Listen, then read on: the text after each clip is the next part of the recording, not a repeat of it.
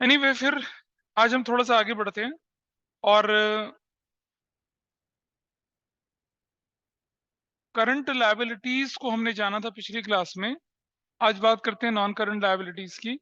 और non current liability के अंदर जो जो हेडिंग आती है वो आपके सामने ऑलरेडी वेरी क्लियर थी।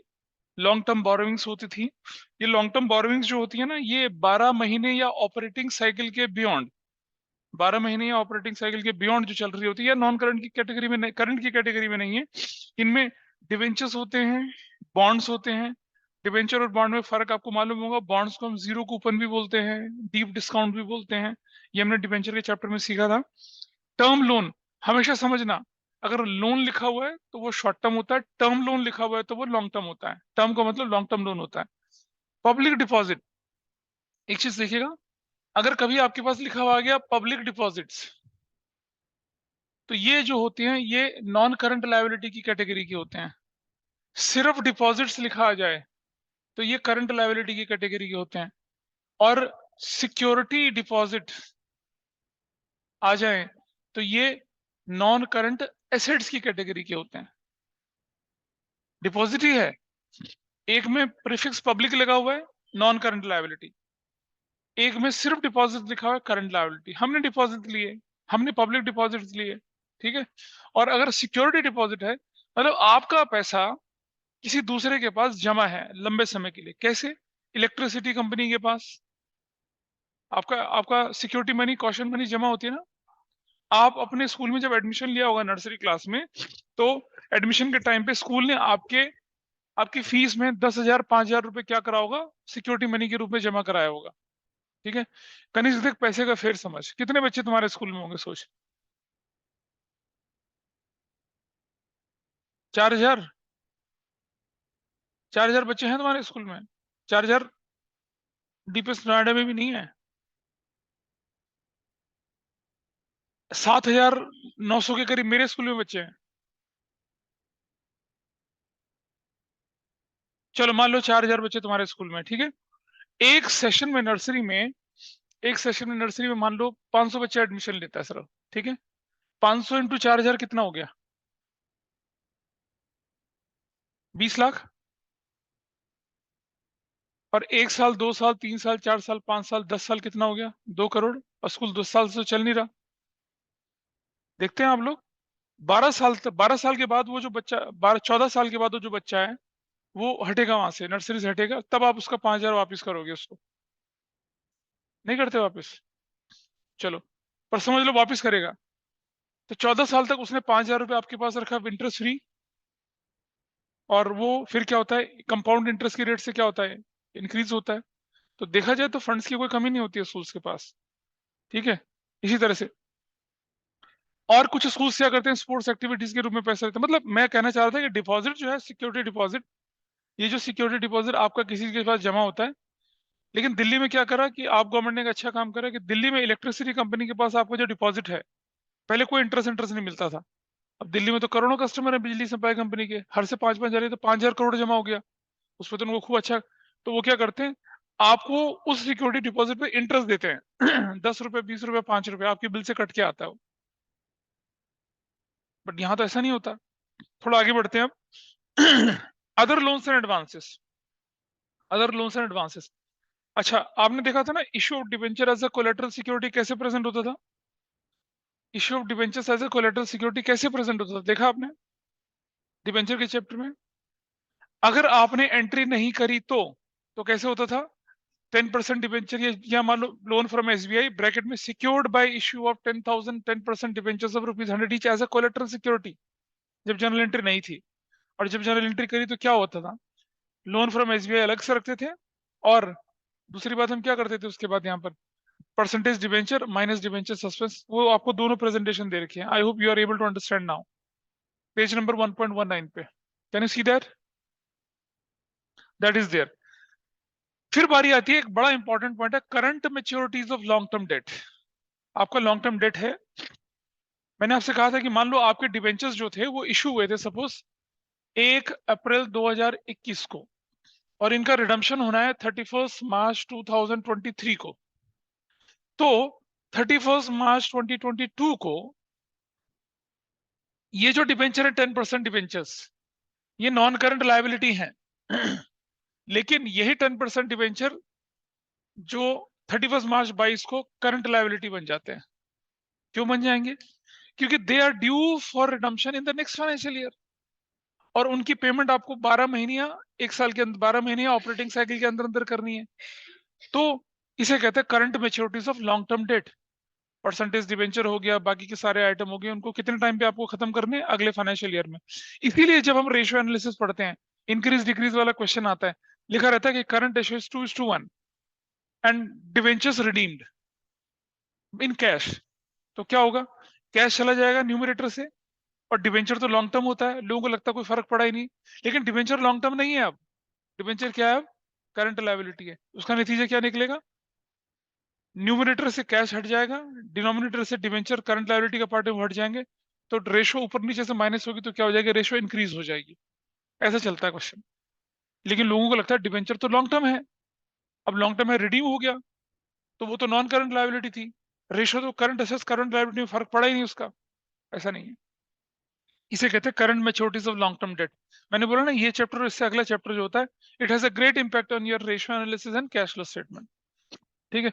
अच्छा, ऑनलाइन ऑफलाइन बता दीजिए मुझे, अगले चैप्टर में रेशियो शुरू करूं या कैश फ्लो शुरू करूं?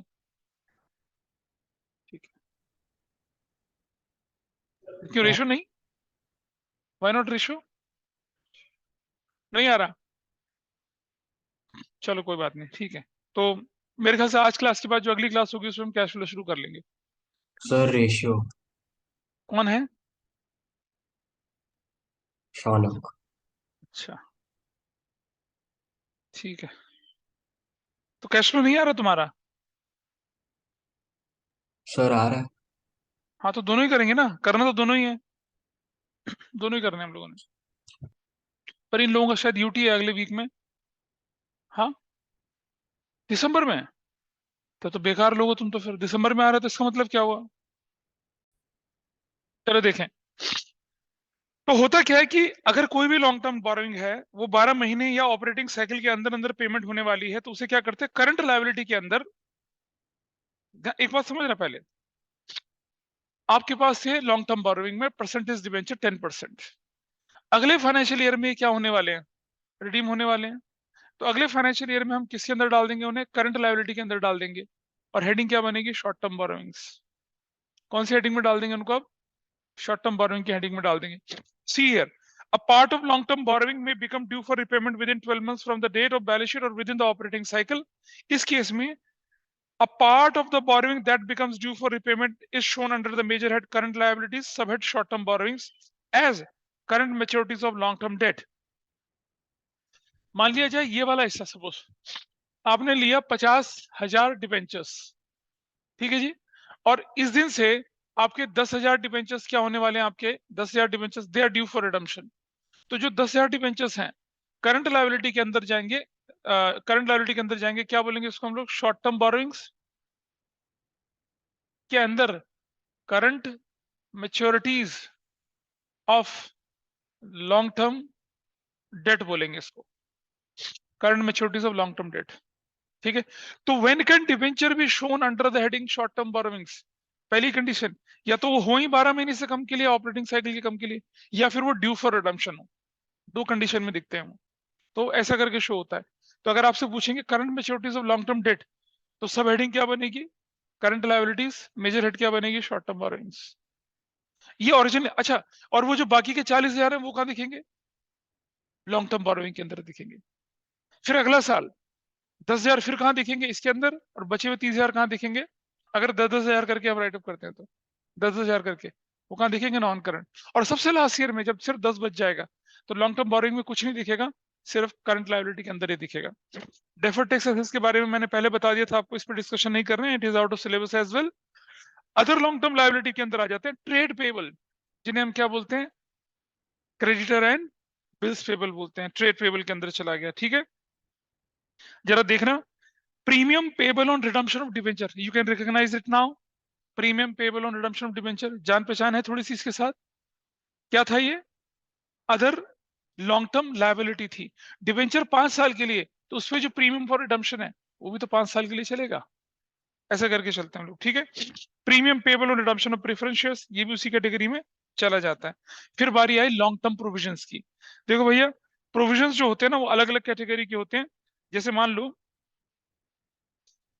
मैंने बोला आपके साथ, इसमें इसको अंडरलाइन कर लेना एक जगह, प्रोविजन फॉर वारंटी क्लेम्स।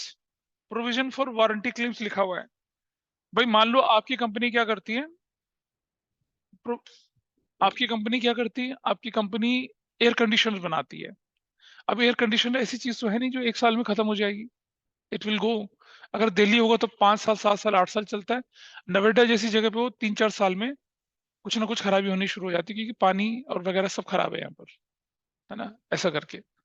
और आपको शायद मालूम नहीं है, नोएडा में, नोएडा के बाहर देखा ना, सेक्टर 15 के बाहर बाहर से एक ड्रेन निकल कर आती है, इसे कहते हैं शाहदरा ड्रेन, शाहदरा नाला बोलते हैं उसको। नोएडा के अंदर जो रस्टिंग होती है सारी, सबसे बड़ा रीजन वही है।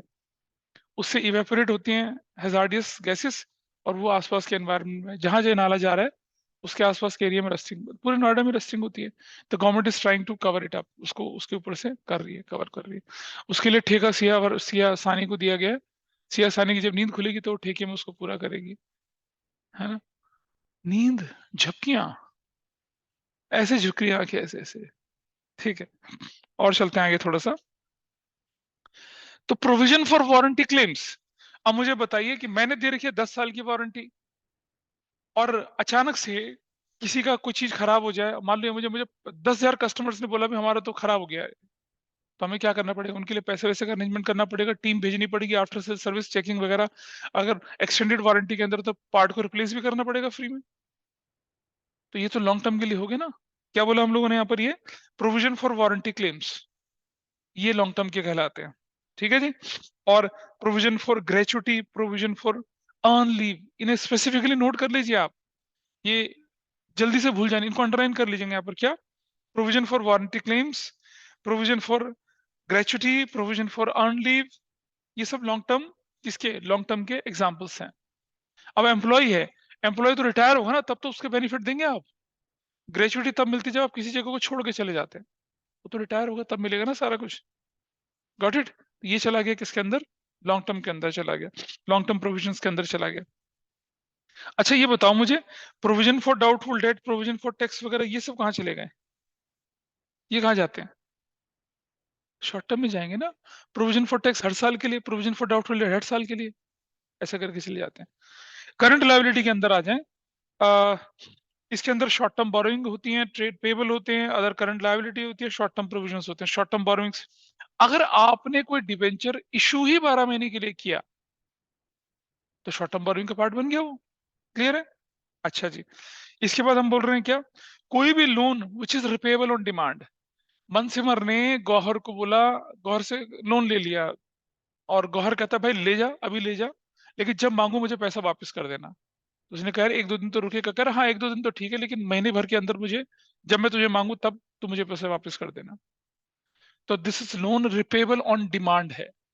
अब डिमांड तो 6 महीने भी हो सकती है, साल भी हो सकती है, 1 साल भी हो सकती है। लेकिन अगर कोई व्यक्ति आपको बोल रहा है कि भाई जब मांगू तब दे देना, इसका मतलब थोड़ी कि 5 साल के लिए दे रहा है, और पता चला 5 साल तक मन से मांगा ही नहीं, तब क्या करेगा, मैं वापस क्यों करूंगा।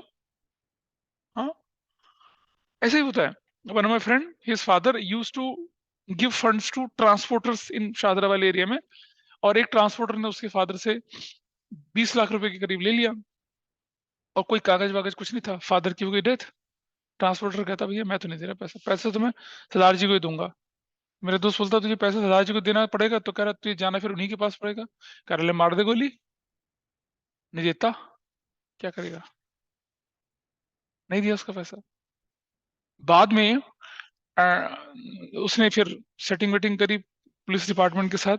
पुलिस डिपार्टमेंट ने आधा पैसा रख के आधा पैसा उसका निकलवा लिया, 20 लाख में से उसको उल्टा टांगा फिर, और उसके पैसे निकलवाए। लेकिन डील यही होती है, मालूम, police department they act as a recovery agent as well, ठीक है। आपको फंस जाए कोई पैसा, कोई दिक्कत नहीं है, just go to police department, मतलब sorry I am saying it in, so we are not discussing, we are, it is not in our syllabus to discuss how to recover the money from a recovery agent through police। हम यहाँ की बात करते हैं। तो short term borrowing, is that clear. अच्छा, short term borrowing कब होगा, जब वो करंट मेच्योरिटी से लॉन्ग टर्म डेट होगा, या ओरिजिनली शॉर्ट टर्म बोरोइंग का मतलब है कि आपने डिबेंचर लोन वगैरह क्या दे रखे हैं, 12 महीने ऑपरेटिंग साइकिल के पहले पहले दे रखे हैं। अच्छा, इसके अंदर क्या होती है, बैंक ओवरड्राफ्ट। समझते हैं बैंक ओवरड्राफ्ट? आपके चेक अकाउंट में पैसा कम था, चेक ज्यादा का डाल दिया, आपको लिमिट मिल रखी है, आपका चेक क्लियर हो गया। कैश क्रेडिट, आप बैंक से कैश लोन ले आते हैं, कैश क्रेडिट कहते हैं उसको। बैंक से होता है, किसी और से भी कर सकते हैं। हमने अड़ोसी पड़ोसी मनी लेंडर से कैश में क्रेडिट ले लिया, लोन ले लिया, वो वाला पैसा। करंट मैच्योरिटी सब लॉन्ग टर्म डेट आ गया, अभी पढ़ा था थोड़ी देर पहले। इंटरेस्ट अगर डिवेंचर भी आउटस्टैंडिंग है, वो भी नहीं पे गया, ओबीसी कैटेगरी में चले जाता है। Loan from other parties repayable 12 month from the date of loan. Deposits, सिर्फ क्या आया, डिपॉजिट्स। वहां क्या था, पब्लिक डिपॉजिट्स था, यहाँ क्या है, सिर्फ डिपॉजिट्स है। ठीक है जी। करंट मैच्योरिटीज और लॉन्ग टर्म डेट के बारे में हमने अभी बताया था आपको। Difference between current maturities of long term date and short term borrowings. भैया शॉर्ट टर्म बोरोइंग्स तो जन्म से ही क्या है, शॉर्ट टर्म है, उनका टाइम पीरियड ही 12 महीने से कम था। लेकिन current maturities of long term date क्या है, originally they are non-current, but because they are due for payment in the next financial year, that is why we place them under this heading short term borrowing के अंदर। Clear है जी? अच्छा, मैंने आपको तब भी बताया था कि अगर आप इश्यू ऑफ शेयर से इश्यू ऑफ डिवेंचर में एंट्री करेंगे तो सिक्योरिटीज प्रीमियम लिख के एंट्री करेंगे, सिक्योरिटीज प्रीमियम रिजर्व नहीं करेंगे। सिक्योरिटीज प्रीमियम रिजर्व कब शब्द यूज करेंगे आप, बैलेंस शीट के अंदर यूज करेंगे। ट्रेड पेबल्स क्या कहलाते हैं आपके, क्रेडिटर्स कहलाते हैं, और क्या कहलाते हैं, क्या कहलाते हैं, क्रेडिटर्स और बिल्स पेबल कहलाते हैं। ठीक है, ट्रेड पेबल। अच्छा, आगे सुनिएगा जरा।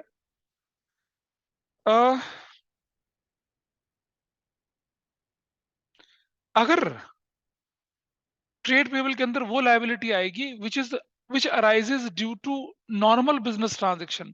तुमने गुड्स खरीद ली उधार पर, ठीक है, तुमने सप्लायर का पैसा नहीं दिया, ये तुम्हारी ट्रेड पेबल क्रेडिटर बन जाएंगे तुम्हारे, या उसके बाद अगर तुमने एक्सेप्ट कर दिया तो बिल्स पेबल बन जाएगा। लेकिन बाकी जो लायबिलिटी है, जैसे मैं बताता हूँ सुनो। जैसे मान लो आपने अपनी कोई एसेट्स बेचनी थी, और एसेट्स बेचने के लिए आपने क्या कर दिया, कोई ब्रोकर वगैरह को कांटेक्ट किया। ब्रोकर ने बोला मैं 10,000 फीस लूंगा। हमने कहा भाई अभी तो है नहीं, दे देंगे तो 2 4 4 महीने में। तो ये लायबिलिटी बन गई ना, तो ये भी तो पेबल हुआ ना। लेकिन ये ट्रेड पेबल नहीं है। ये ट्रेड का मतलब समझ रहे हो, sale purchase transfer exchange of goods and services, उसकी बात करते हैं। तो उसको अदर करंट लायबिलिटी की कैटेगरी में डालेंगे। क्वेश्चन आ जाए क्या, कि amount payable to broker on account of sale of a machinery, तो वो ट्रेड पेबल नहीं है। ट्रेड पेबल तो क्या, आपकी गुड्स को खरीदने बेचने में जो उधारी उधारी होती है वो है। इसका ध्यान रखेंगे बिल्कुल, ठीक है। ट्रेड पेबल अगर हमने बोला किससे रिलेटेड, अगर सिर्फ गुड्स से रिलेटेड है, अमाउंट पेबल टू ब्रोकर या brokerage payable to a broker in लिeu ऑफ सेल ऑफ मशीनरी, तो वो अमाउंट जो होगा वो अदर करंट लायबिलिटी में जाएगा, वो बिजनेस वाली नहीं मानी जाएगी, क्योंकि वो तो कभी कभी करते हैं, वो तो एसेट से रिलेटेड है। ठीक है, इसका ध्यान रखेंगे।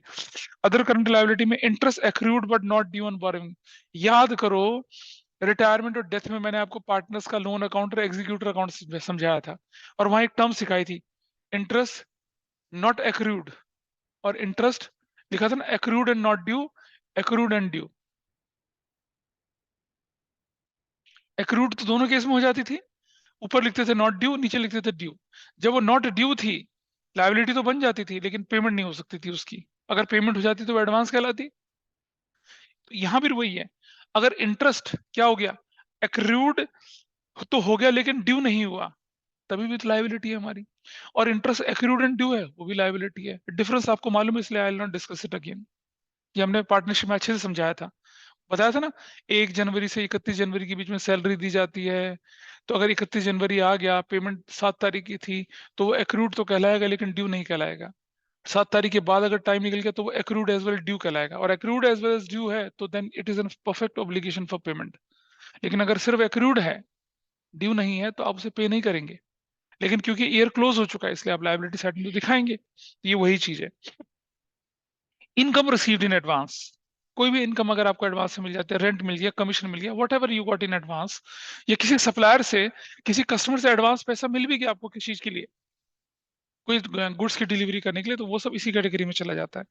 नीचे आ जाते हैं, excess application money refundable and interest accrued दे रहा हूँ, उसके नीचे आ जाता है। ये सब ये ना जो दिख रहे हैं आपको ना, अनपेड डिविडेंड हो गया, और ये 5 6 7 8 नंबर, ये इन पे मोस्ट इंपॉर्टेंट लगाना है, क्योंकि ये जनरली दिमाग से निकल जाते हैं, और जब हम रिवीजन करते हैं तो ये पैराग्राफ के अंदर छुप जाते हैं। इसको इंपॉर्टेंट लगा लेंगे। Excess application money refundable and interest accrued thereon, unpaid mature deposits and interest thereon. कोई भी डिपॉजिट्स, डिपॉजिट्स कौन से वाले, शॉर्ट टर्म वाले, मैच्योर हो गए हैं और ऑब्वियसली 1 साल के अंदर मैच्योर होंगे, उसका इंटरेस्ट भी जो वो भी, ये सब किस कैटेगरी में चले जाता है, वही अदर करंट लायबिलिटी की कैटेगरी में चला जाता है। जब हमने डिपॉजिट्स लिए थे तो डिपॉजिट्स को बिल्कुल अलग शॉर्ट टर्म बोरोइंग की कैटेगरी में डाला था ना डिपॉजिट्स को, लेकिन इंटरेस्ट इंटरेस्ट अगर ड्यू के बाद पेमेंट वाला टाइम आ गया उसका, तो उसको किसके अदर करंट लायबिलिटी में चला जाएगा। और कॉल्स इन एडवांस, आपका प्यारा calls in advance, when excess application money utilise towards calls, वो वाला पार्ट एक। और नीचे लिखा हुआ है क्या, outstanding expenses, provident fund payable, ESI, ESI का मतलब होता है एम्प्लॉइज स्टेट इंश्योरेंस, लिख लीजिए एम्प्लॉइज स्टेट इंश्योरेंस पेबल। आपके बहुत सारे कर्मचारी होते, ईएसआई है ना, देखा ना इधर, तुम्हारा स्कूल किस तरफ है, सेक्टर 22 में। हाँ, तो आपने देखा होगा ना आपके स्कूल के सामने की तरफ ईएसआईसी का हॉस्पिटल है, इनकम टैक्स का ऑफिस है, और क्या कहते हैं, लाइट हाउस और शिपिंग का उसका भी एक ऑफिस है, देखा होगा ना आपने सामने। तो ईएसआई वही वाला ईएसआई है। आपके अकाउंट, आपकी आपकी सैलरी से मंथली कंट्रीब्यूशन कटता है, और आपके एम्प्लॉयर भी देता है अपने, तो वहां पर जाके एम्प्लॉय स्टेट इंश्योरेंस कॉर्पोरेशन के हॉस्पिटल्स हैं, वो ईएसआईसी बोलते हैं उनको, वहां इलाज होता है उन लोगों का। और चलते हैं आगे। अब बारी आई शॉर्ट टर्म प्रोविजंस की।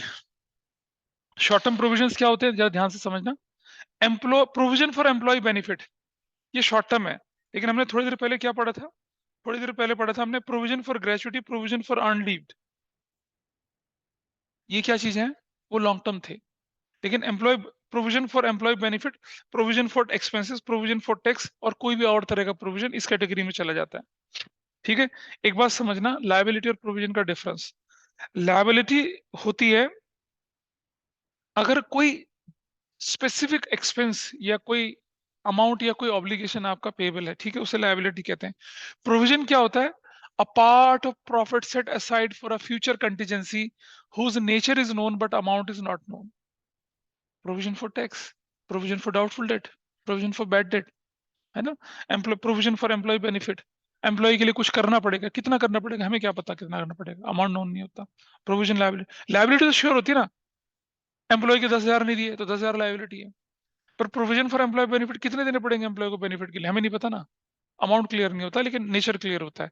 रिजर्व क्या होता है, part of profit set aside for a future contingency, ना तो नेचर मालूम ना अमाउंट मालूम, तो उसे रिजर्व बोल लेते हैं हम लोग।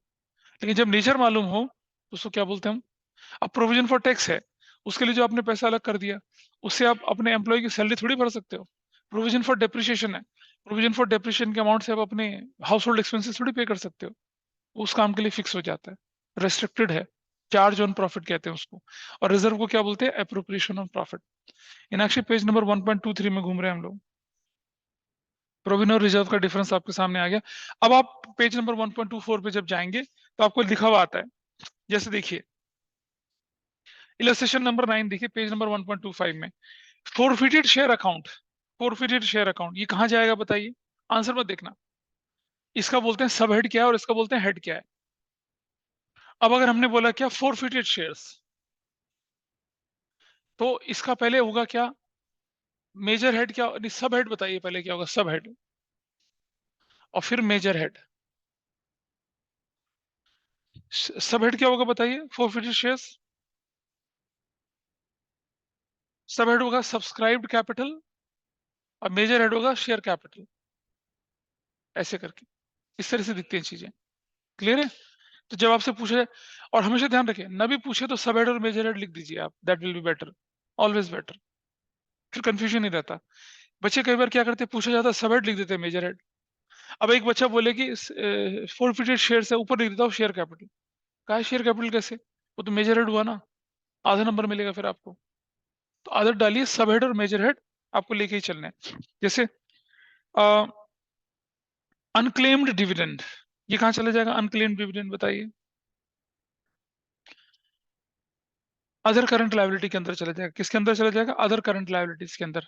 ठीक है, और करंट अदर करंट लायबिलिटी क्या बनेगी इसकी, सब हेड बनेगी, और करंट लायबिलिटी क्या बनेगी, मेजर हेड बनेगी, ऐसा करके है। ठीक है, arrears of fix cumulative dividend, इसके बारे में भी डिस्कशन करेंगे, थोड़ा सा रुक जाएंगे जब हम, एक पार्ट हमने छोड़ दिया शायद, अच्छा अभी एसेट्स का डिस्कशन नहीं किया ना, एसेट्स का डिस्कशन के बाद I will come to this part. ये क्या होता है? अब debenture, securities premium, current maturities of long term, current maturities of long term debt कहाँ जाएगा बताइए? अभी बताया था। What is major head, what is sub head? Current maturities of long term debt. Illustration number 10 है, current maturities of long term debt. बताइए अनुष्का किधर जाएगा current maturities of long term debt? हाँ, शॉर्ट टर्म बोरोइंग के अंदर उसके नीचे क्या था? Current maturities of long term date था, शॉर्ट टर्म बोरोइंग था। शॉर्ट टर्म बोरोइंग किसका पार्ट है? करंट लायबिलिटी का पार्ट है। तो सब हेडिंग बनेगा शॉर्ट टर्म बोरोइंग्स, ऊपर वाला क्या बनेगा? Current liabilities. ऐसे करके आपके एग्जाम में क्वेश्चन आता है। और ये सीधे सीधे पूछ सकता है कि भाई अदर करंट लायबिलिटी के अंदर क्या क्या चीजें आती हैं, तो you should have a interest accrued and due, interest due and accrued, ऐसा करके आप लिख सकते हैं उसको। अब आ जाइए एसेट्स पे। तो सबसे पहले आपको सिखाने की कोशिश करेंगे करंट एसेट्स क्या है, क्योंकि जो करंट एसेट्स नहीं होती हैं वही क्या होती है? नॉन करंट एसेट्स होते हैं। वही कहानी है, expected to be realise within 12 month या विद इन 1 फाइनेंशियल ईयर, इनको आप बोलते हैं। ये सब लिखा हुआ है यहाँ पर, ऑपरेटिंग साइकिल हम पढ़ चुके हैं। और आपके सामने एक इलस्ट्रेशन रखा हुआ है, देखिए जरा, पेज नंबर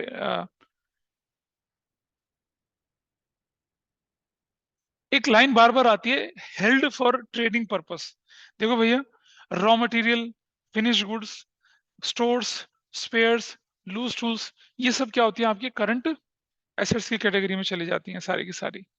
ठीक है, क्योंकि इनको आप, जैसे कई बार क्या होता है कि जैसे स्टॉक है आपका, स्टॉक को आपने क्यों रखा हुआ? क्योंकि आप ट्रेड करेंगे उसको।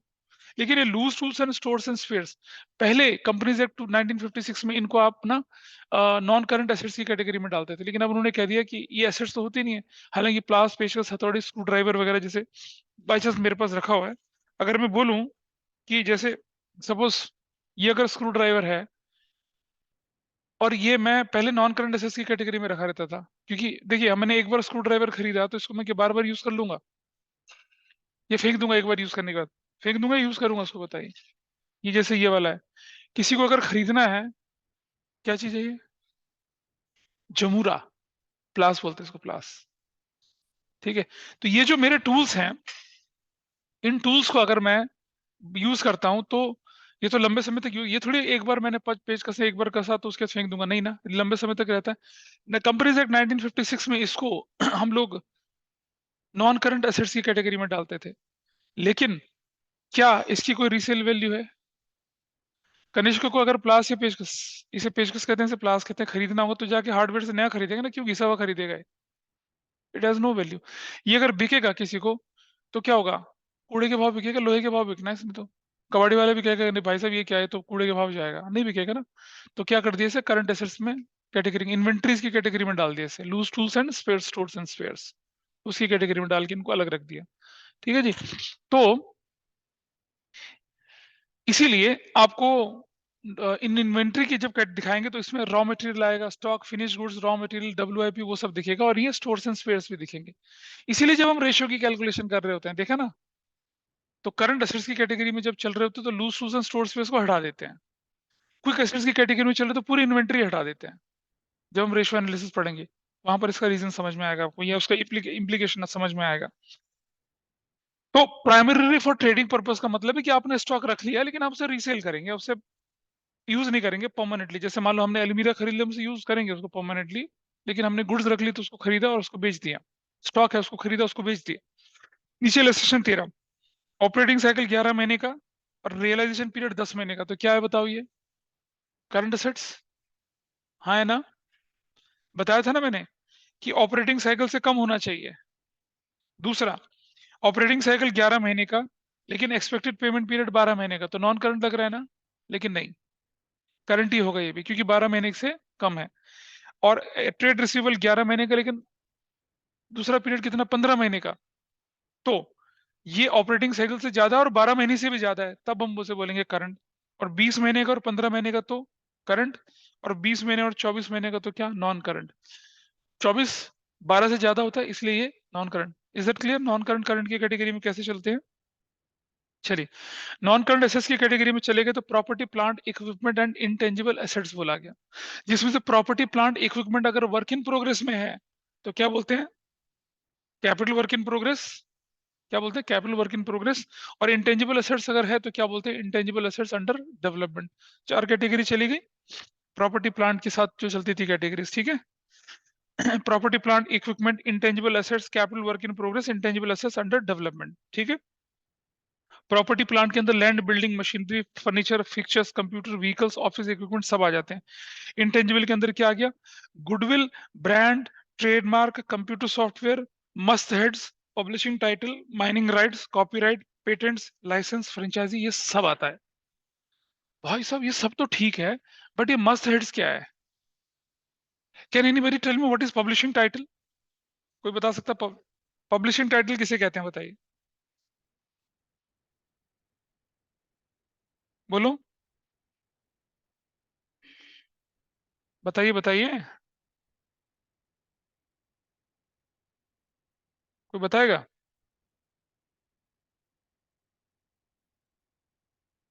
किसे कहते हैं पब्लिशिंग टाइटल्स? आइए दिखाता हूं आपको। ये स्क्रीन पे देख पा रहे हैं सब लोग? बाकी ऑनलाइन वाले लोग देख पा रहे हैं? दिख रहा है किसी को? Yes sir. क्या दिख रहा है बताइए, क्या लिखा हुआ है? सब आपके सामने क्या पढ़े हुए हैं सारे? न्यूज़पेपर की हेडलाइन। न्यूज़पेपर की हेडलाइन। क्या कनिष्क, क्या कनिष्क टाइम्स ऑफ नोएडा छाप सकता है? छाप सकता है, क्यों नहीं कर सकता? पैसा पैसा, जेल चला जाएगा। या बोल देगा टाइम्स ऑफ इंडिया ब्रैकेट में नोएडा। जैसे आपने देखा होगा ना, Delhi Public school, Delhi public world school, Delhi Public School Ghaziabad. इन्होंने क्या कर रखा है, पहले तो क्या करते हैं, इन्होंने डीपीएस की फ्रेंचाइजी ली, फिर उन्होंने देखा स्कूल तो हम चला रहे हैं, डीपीएस को पैसे क्यों दें, इन्होंने नाम कर दिया Delhi Public School Ghaziabad. DPSG होता है, डीपीएस थोड़ी है वो, मालूम है आपको? It is not a DPS. Delhi Public School Aligarh, DPSA. अगर दिल्ली पब्लिक स्कूल अलीगढ़ है तो वो समझ लिया हमने अलीगढ़ है, वो कोड हो गया। लेकिन अगर उसने अपना नाम कर दिया दिल्ली पब्लिक स्कूल अलीगढ़, तो वो थोड़ी फ्रेंचाइजी थोड़ी है वो। तो बहुत दबंग आदमी है डीपीएस गाजियाबाद वाले। It is not DPS, it is not even franchisee. वो तो नाम ले लिया उन्होंने, कनिष्क जैसे दबंग बंदा है, दिल्ली पब्लिक स्कूल गाजियाबाद कर दिया। डीपीएस असम कोर स्कूल है, DPS Noida greater Noida core school है, बाकी सारे फ्रेंचाइजी चलते हैं। तो आप, अगर आपने देखा हो ना कई बार मूवीज, हिंदी मतलब हिंदी मूवीज आती है, उसमें क्या दिखता है कि मान लो हीरो ने कोई कोई क्राइम कर लिया तो न्यूज़पेपर में छपती है, तो एक क्लिपिंग दिखती है ना आपको न्यूज़पेपर में, फटाफट खटर खटर खटर न्यूज़पेपर चलती हुई, और टाइम्स ऑफ इंडिया में लिखा हुआ आता है क्या, कनिष्क इज चोर, टाइम्स हिंदुस्तान टाइम्स में कनिष्क इज चोर, मतलब कनिष्क फिल्म का हीरो है, मतलब ये वाला नहीं, ऐसा कर किया, या कनिष्क ने मर्डर कर दिया, या ऐसा कर दिया। तो जब न्यूज़पेपर वाले ये जो टाइटल्स हैं, वो कोई मूवी वाला, कोई सीरियल वाला, कोई एक्टर वगैरह कुछ भी किसी में, उसको अगर हम रिफ्लेक्ट करते हैं, दिखाते हैं, तो आपको उनको पेमेंट देनी पड़ती है, पैसा देना पड़ता है। पब्लिशिंग टाइटल ऐसा नहीं होता है, ठीक है। आप जानते हैं न्यूयॉर्क टाइम्स वगैरह जो है, देयर इज अ पर्सन जिसका नाम है रूपर्ट मर्डॉक। रूपर्ट मर्डॉक को कहते हैं क्या, मीडिया मुगल। वर्ल्ड के लीडिंग न्यूज़पेपर का मालिक है वो, वर्ल्ड की लीडिंग न्यूज़पेपर का मालिक है वो खरीद लेता है, न्यूज़पेपर ही खरीद लेता है पूरा। न्यूज़पेपर खरीदने के बाद उसका टाइटल थोड़ी बदलता है। अब टाइम्स ऑफ इंडिया को कोई खरीद ले, ठीक है, ये हिंदुस्तान टाइम्स को कोई खरीद ले, तो उसका नाम थोड़ी बदल देगा, उसी नाम से लेके चलेगा। तो ये होते हैं पब्लिशिंग टाइटल्स, ठीक है जी। चलो यहां तक तो क्लिप समझ में आए पब्लिशिंग टाइटल क्या होते हैं। अब ये मस्ट हेड्स क्या हुए भाई, जाना है?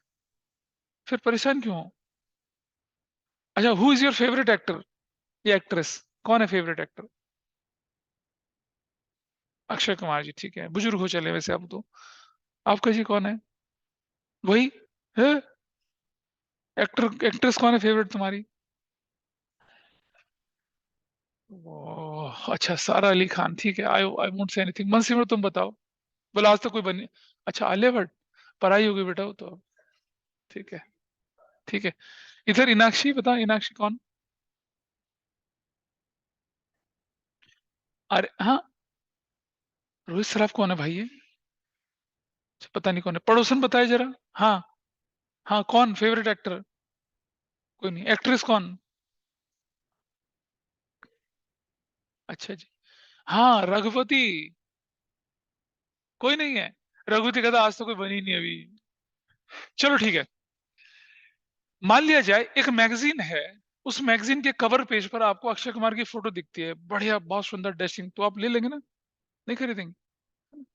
मेरी फोटो लगी मैगजीन दिखी, खरीदोगे? ये कहाँ से आ गया मास्टर, नहीं खरीदेंगे। उस एक्टर की फोटो देख के बोलेंगे ना क्या, मतलब बेसिकली क्या होता है, अगर एक्टर की फोटो कवर पेज पे आ जाती है बिना मुंडी के, तो आप खरीद लेंगे उसको। नीचे मुंडी देख के क्या बोलते हैं ना, मस्त है भाई, है ना, यही होता है मस्त हेड। नहीं, मुंडी मस्त, नहीं नाक्षी, नहीं हजम बुरी बात, कुछ और होता होगा, चलो कोई बात नहीं। कल के न्यूज़पेपर में खबर आई थी, there were 3 people, those who were actively involved in assassination of late Prime Minister Mr. Rajiv Gandhi, they got released. Nalini Murugan और ये बोले तो 32 इयर्स के बाद उन्हें जेल से छोड़ दिया जाए, सुप्रीम कोर्ट ने उन्हें बोला छोड़ देना है, बहुत हो गया। And they were actively involved. Prime minister Rajiv Gandhi के असैसिनेशन में जो एक मूवी बनी थी मद्रास कैफे, जिसमें जॉन इब्राहिम ने रोल प्ले किया था, और आपने देखा था जॉन इब्राहिम लास्ट में जब वो पकड़ने जाता तब तक वो उस लीडर को, पॉलिटिकल लीडर को मार देते हैं। वो पॉलिटिकल लीडर कोई और नहीं थे, कौन थे, राजीव गांधी जी ही थे। तो जब राजीव गांधी जी का मर्डर हुआ, यानी कि असैसिनेशन हुआ, तो जो न्यूज़पेपर की क्लिपिंग्स थी, ठीक है जी, किसी को ध्यान होगा न्यूज़पेपर की क्लिपिंग में क्या क्या आया होगा, कैसा आया होगा? हर न्यूज़पेपर ने ये लिखा होगा राजीव गांधी ब्रूटली असैसिनेटेड, बताइए।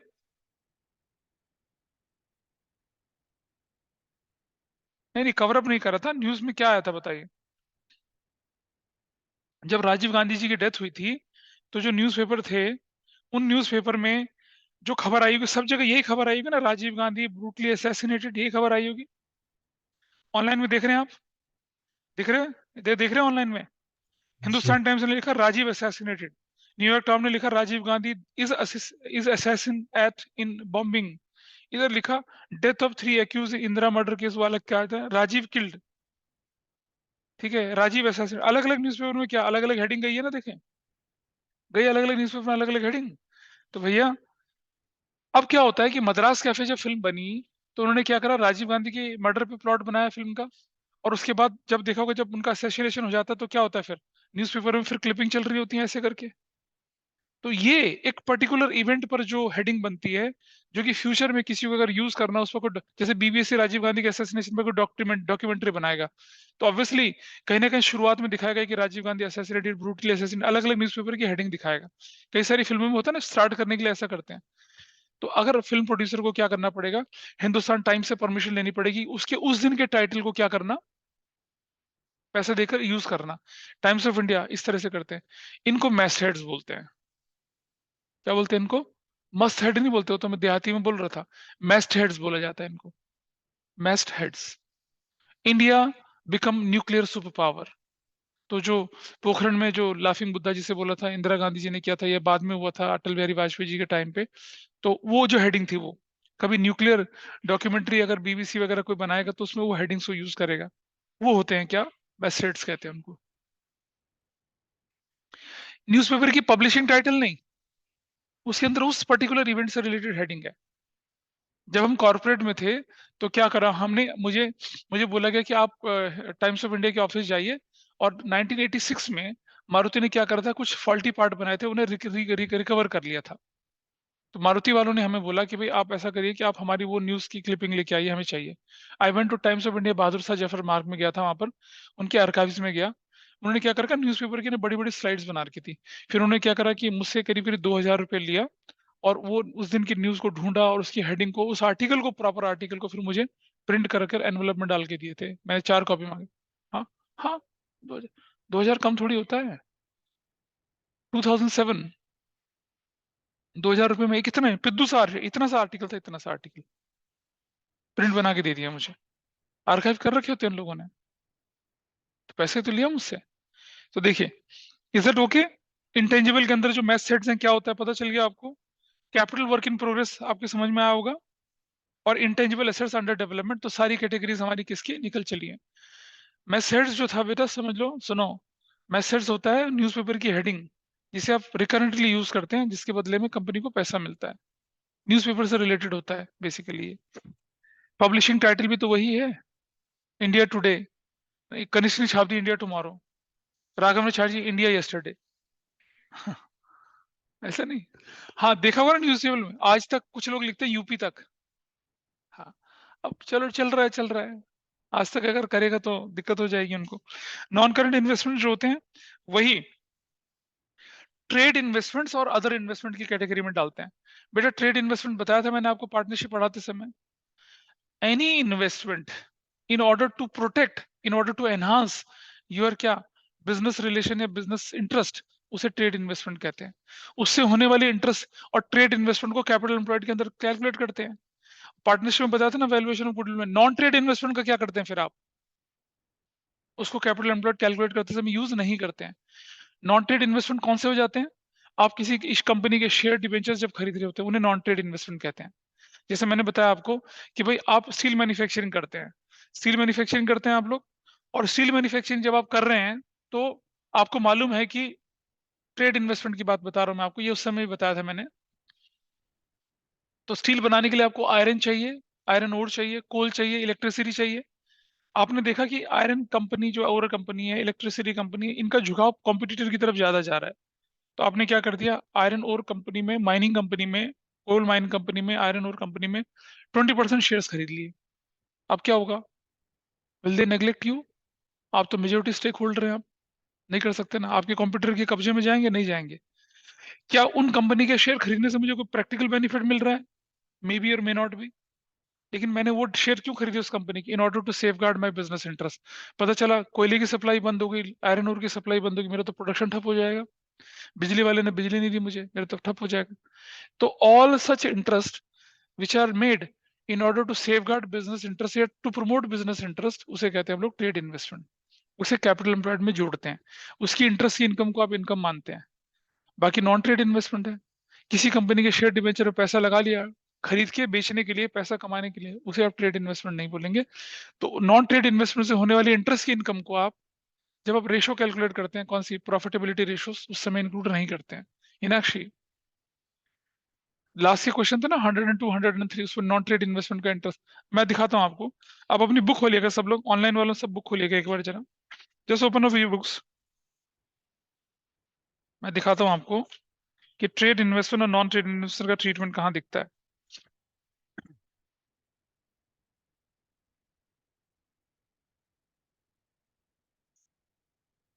Page number 4.75।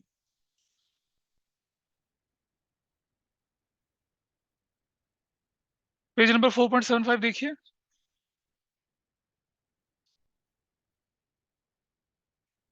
दिख रहा है 4.75 में ऊपर capital employed, right hand side पे कैपिटल एम्प्लॉयड दिख रहा है, ऊपर राइट हैंड साइड में कैपिटल 4.75 में राइट हैंड साइड पे टॉप पे net profit before interest and tax, नीचे करंट लायबिलिटीज, नीचे capital employed.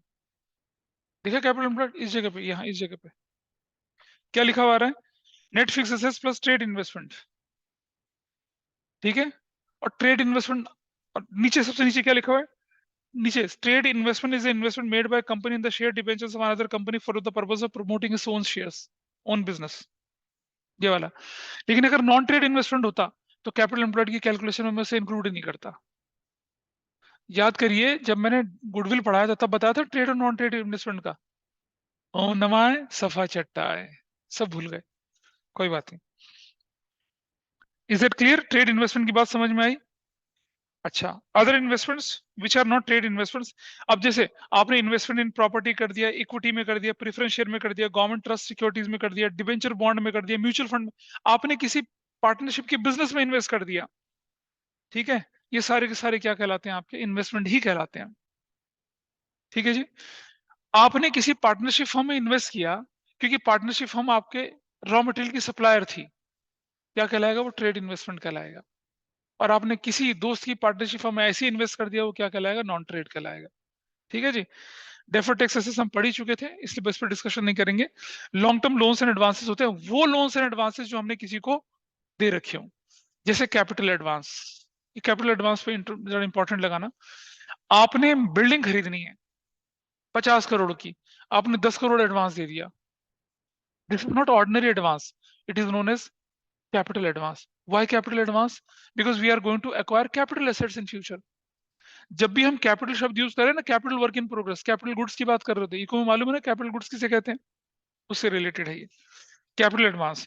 Other loans and advances, जैसे मान लो किसी भी तरह के लोन एडवांसेस जो है ना आपने किसी फर्म को दे रखे, दूसरों को दे रखे हैं आपने लोन एडवांसेस, वो आपके लॉन्ग टर्म ऑपरेटिंग साइकिल या एक फाइनेंशियल ईयर के बियॉन्ड जाने वाले, उनको बोलते हैं। थोड़ा नीचे चलते हैं और अदर नॉन करंट एसेट्स के अंदर आ गए security deposit, public deposit, deposit, security deposit. ये क्या होते हैं? वो पैसे जो आपने जमा करा रखे होते हैं किसी भी कंपनी में, जैसे इलेक्ट्रिसिटी कंपनी में, टेलीफोन, आपने अगर किसी के पास लैंडलाइन कनेक्शन है एयरटेल वगैरह का, है ना, डिपॉजिट होता है आपका 5,000 रुपए के करीब डिपॉजिट है आपका। जिस दिन आपका कनेक्शन कटेगा वो 5,000 आपका वापस कर लेंगे, लेकिन बहुत बदमाश होते हैं, नहीं वापस करते। वो कहते हैं जी आपके जो आउटस्टैंडिंग चार्जेस है उसमें से माइनस कर लिए। हाँ आजकल आता है ना फ्री, पहले जमाने में नहीं आता था। ठीक है, तो वो क्या करते हैं चतुराई से ब्रॉडबैंड के बिल के साथ ही आपके पैसे को एडजस्ट कर देते हैं। ये तो जी एडजस्ट हो गया, आपने इतना बिल नहीं दिया था। अगर आपको लैंडलाइन कटवाना है स्पेसिफिकली, पता क्या करते हैं बदमाशी, देखो मेरे साथ क्या बदमाशी करी उन्होंने। मैंने लैंडलाइन लिया एयरटेल वालों का, और मैंने बोल दिया कि मैं घर छोड़ के जा रहा हूँ, आप मेरे उसको कनेक्शन को कैंसिल कर दीजिए। कहते सर हम आपके कनेक्शन को ना 3 महीने के लिए विदहेल्ड कर लेते हैं, होल्ड पे रख लेते हैं। मैंने बोल दिया नहीं मुझे होल्ड नहीं करवाना है, मतलब पहली बार मैंने नहीं बोला था ऐसा कुछ। मैंने कहा ओके ठीक है जी। फिर मैंने दोबारा मेल डाली, मैंने कहा भाई क्या हुआ पैसे का? कहता जी आपका कनेक्शन 3 महीने तक होल्ड रखा था, आपके तो 3 महीने होल्ड का मतलब ये होता है कि आपका मीटर मीटर तो चलेगा बिल का, मिनिमम तो देना था, आपका डिपॉजिट खत्म हो गया। क्या बदमाशी यार, ये थोड़ी बोला उन्होंने डिपॉजिट खत्म होगा, और वो मिनिमम जो देना पड़, होल्ड का मतलब मिनिमम देना पड़ेगा आपको। अगली बार जब मैंने डिस्कनेक्शन करवाया तो मैंने मेल में बिल्कुल लिखा I don't wish to, bold करके बड़ा फॉन्ट साइज 12 की बजाय 16 बना के लिखा मैंने मेल में, I don't wish to hold my connection, kindly cut disconnect it with it immediate effect, because I am transferring myself from Noida to some other place, Trivandrum में जा रहा हूँ। तब भी फोन करके आए, और कॉल रिकॉर्ड होती है, वो बाद में कंज्यूमर कोर्ट में वो फाइट करते हैं। फिर मैंने बोल दिया मैडम मैं बोल रहा हूँ मेरा कनेक्शन डिस्कनेक्ट कर दिया, I am not interested to hold it. क्या बोला मैंने बताइए? तो बोली मैंने उसको बोला लेडी को, हाँ सर आप बोल रहे हैं कि आप अपना कनेक्शन होल्ड नहीं कर रहे हैं। मैंने कहा दैट्स इट, खत्म करिए। तब मेरा डिपॉजिट वापस मिला। तो it's learning lesson to all of you, अगर आप कनेक्शन डिस्कनेक्ट कर रहे हैं होल्ड पे मत करवाइए, काटिए और खत्म करिए। They are very sharp in that way. I have to shift from previous class to another place. मेरे से पता क्या बोले कि आप ऐसा करिए सर इस कनेक्शन को डिस्कनेक्ट करा दीजिए, वहां नया कनेक्शन ले लीजिए। मैंने कहा क्यों? I want to carry my connection there, इसमें ये होगा वो होगा, तार वार कुछ नहीं। पता क्या होता है, suppose your connection is here, इस कनेक्शन पे आपके वाईफाई प्रिंटर विंटर सब अटैच्ड होते हैं, ठीक है जी। वो कनेक्शन वहां डालोगे वही फ्रीक्वेंसी वगैरह बदलनी नहीं पड़ेगी। लेकिन आपने ये कनेक्शन डिस्कनेक्ट करा, नया कनेक्शन ले लिया, तो प्रिंटर की वाईफाई करने के लिए फिर प्रिंटर वाले को बुलाओ, फिर उनको बुलाओ, फिर जितने भी आपके इक्विपमेंट हैं जो कि उसके साथ वाईफाई, उस वाईफाई के साथ कनेक्टेड होते हैं, सबको फिर रीशिफ्टिंग और रिडायरेक्टिंग होती है, and it is very inconvenient. ठीक है, और वो क्यों करते हैं? क्योंकि उनकी सेल्स टीम के टारगेट मिल जाते हैं कि एक कनेक्शन खत्म हो गया, हमने नया कनेक्शन बुक करा दिया जी, और जबकि कुछ भी काम नहीं होता। तार होती है, और जब उन्होंने पहले बोले पता नहीं कितने झंझट झंझट लगे, कुछ नहीं हुआ। With in 5 minute they started my connection. और मेरे सारे इंस्ट्रूमेंट्स, जो वॉच, जो लैपटॉप, या जो टैब वगैरह जब कनेक्टेड थे उस फ्रीक्वेंसी के साथ, वो एक्टिव हो गए तुरंत से, वरना मुझे इंतजार करना पड़ता। Anyway let's come to the point. So you got it, security deposit का मतलब समझ में आ गया सबको? ठीक है जी। लॉन्ग टर्म ट्रेड रिसीवेबल्स, वैसे ट्रेड रिसीवेबल्स जनरली 12 महीने ऑपरेटिंग साइकिल के बियॉन्ड नहीं चलते, पर कभी बोल दें तो हम कुछ नहीं कर सकते इसके बारे में। ठीक, और थोड़ा आगे चलते हैं यहाँ पर, लेट्स प्रोसीड फर्दर। क्या बोला गया आपसे? अदर, जिसमें आपके पास, जरा ध्यान से समझना, अदर्स के अंदर आते हैं अनअमोटाइज एक्सपेंसेस या लॉसेस। अब ये अनअमोटाइज एक्सपेंसेस या लॉसेस किसको कहेंगे बताइए? क्या होता होगा अनअमोटाइज?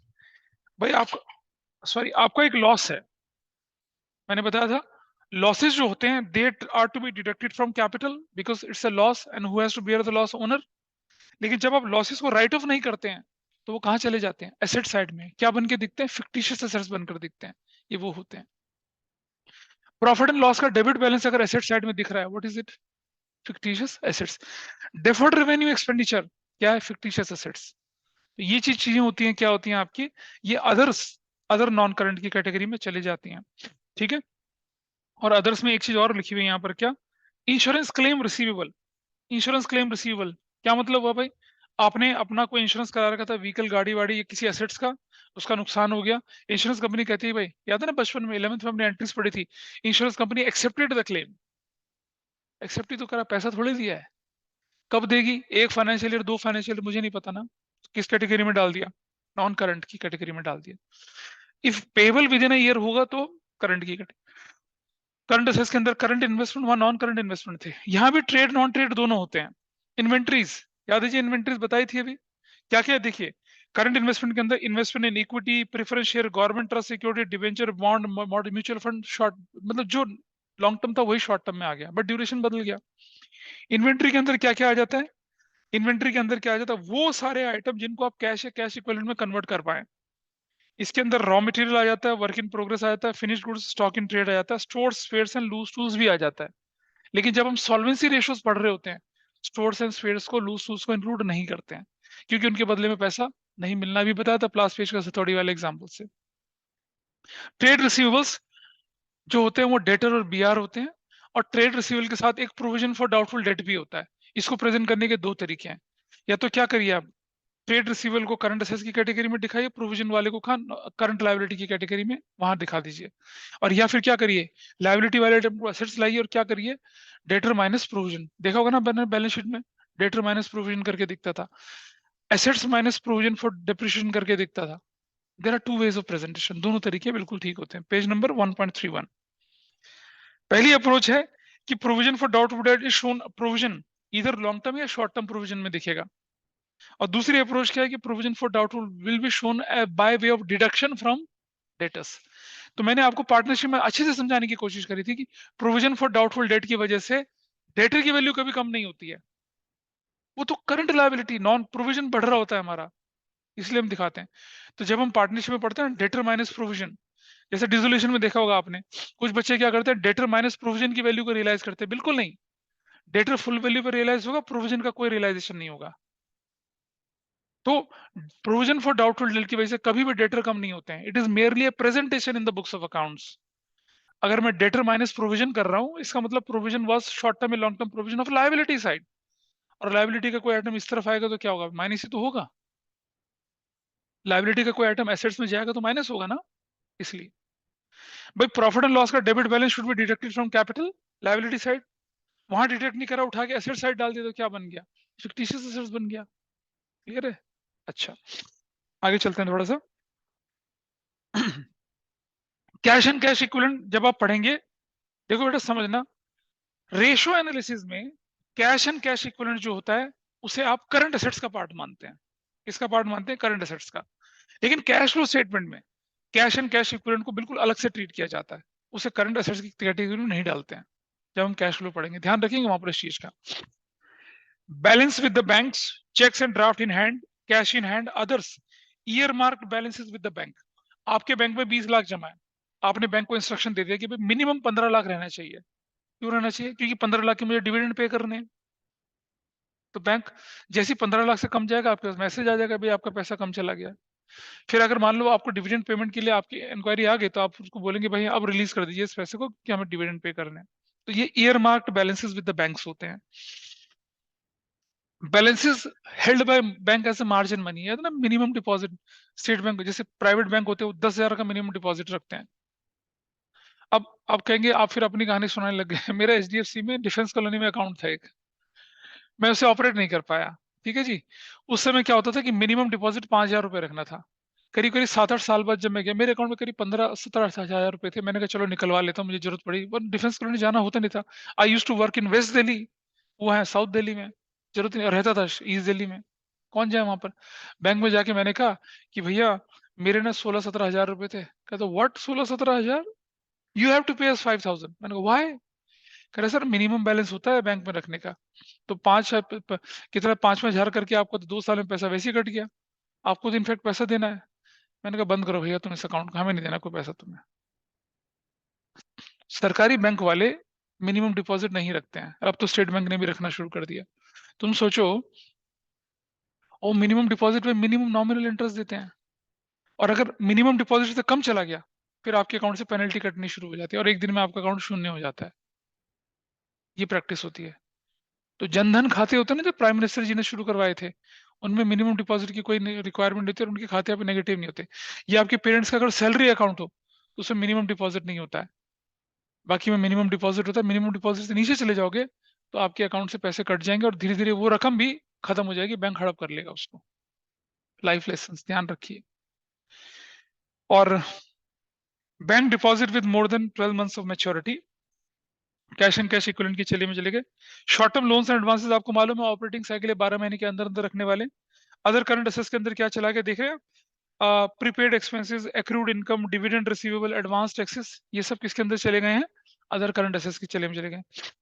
अब आई सबसे इंपॉर्टेंट चीज, इंपॉर्टेंट लगाएंगे, इस पर क्वेश्चन जरूर आता है, कंटीजेंट लायबिलिटीज एंड कमिटमेंट्स। ये कई बार हमने जिक्र किया था। कंटीजेंट लायबिलिटी क्या होती है, अ लायबिलिटी विच में arise and don't arise depending upon happening and not happening of any situation in future. मान लो आपकी कंपनी के ऊपर किसी ने मुकदमा कर रखा है कि तुम हमें 10 करोड़ का कंपनसेशन देंगे, मुकदमा जीत गए तो कोई कंपनसेशन, हार गए तो आपको कंपनसेशन देना पड़ेगा भाई। तो that is what, that is known as what, contingent liability. आइए देखते हैं, इसको दो कैटेगरी में डाला गया, प्योर कंटीजेंट लायबिलिटी की कैटेगरी में और कमिटमेंट्स। कमिटमेंट पता क्या होते हैं, कैपिटल कमिटमेंट्स होते हैं। देखिए सबसे पहले समझते हैं, जैसे एग्जांपल लेके चल रहा हूं, proposed dividend proposed in a year, passed in annual general meeting, then it becomes payable। ये फिर आपकी other current liability dividend payable बन जाता है। लेकिन अगर propose dividend annual general meeting में पास ही नहीं हुआ तो your firm will not recognise it as a current liability. Liability नहीं कहलाएगी ये, लायबिलिटी नहीं कहलाएगी। क्या कहलाएगी फिर ये, कंटीजेंट लायबिलिटी कहलाएगी। अरे एजीएम में पास हुआ तो डिविडेंड पेबल होगा, एजीएम में पास नहीं हुआ तो डिविडेंड प्रपोज नहीं होगा।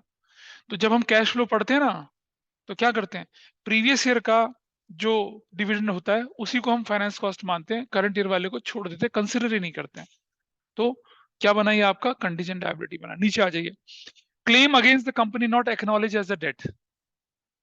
आपके ऊपर मुकदमा कर रखा है कि तुम हमारे कर्जा दोगे, हमने कहा ही नहीं हमारा, हार गए तो देना पड़ेगा, नहीं हारे तो कुछ नहीं होगा, acknowledge as a debt. Bills receivable discounted from bank, आपने बिल बैंक से डिस्काउंट कराया, बिल बैंक को बोला कि बैंक तुझे 10,000 मिलेंगे, बैंक ने आपके अकाउंट में 9,500 रुपए डाल दिया। अगर बिल डिसऑनर हो गया तो याद है डिसोल्यूशन में, बिल डिस्काउंटेड एंड डिसऑनर्ड, तो किसको भरना पड़ता था, हमें भरना पड़ता है ना फिर तो अगर बिल डिसऑनर हो तो ही तो भरना पड़ेगा, अदरवाइज नहीं। ये भी कंटीजेंट लायबिलिटी है। Propose dividend of current year, AG में पास हुआ तो लायबिलिटी, नहीं पास हुआ तो खत्म।